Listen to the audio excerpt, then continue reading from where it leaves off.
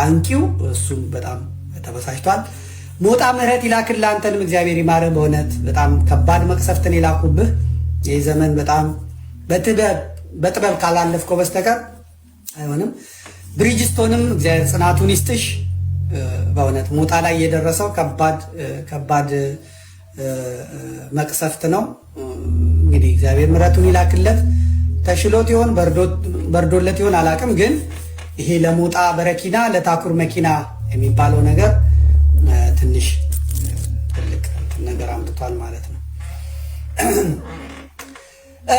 ቀጥታ ብሎ የምንሄደው ወደ እግዚአብሔር ምህረቱን ይላክለት፣ እግዚአብሔር ምህረቱን ይላክለት፣ እግዚአብሔር ይማረው፣ እግዚአብሔር ይማረው፣ የልጆቹ አምላክ ይማረው፣ ለቤቱ ያብቃው፣ ለቤተሰቡ ያብቃው እያሉ ሰዎች በሙሉ ጸሎታቸውን በቴሌቪዥንም በቲክቶክም አድርሰዋል ማለት ነው።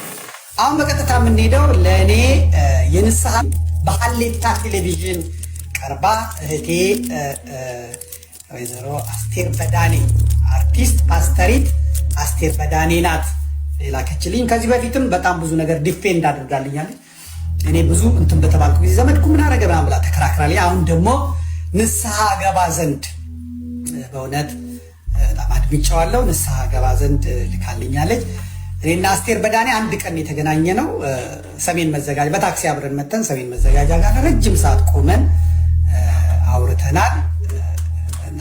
ጴንጤ መሆኗንም አላቅም ነበር። በእውነት ጴንጤ መሆኗን አላቅም ነበር። አሁን ጴንጤ መሆኗን አይቻለሁ። መልእክት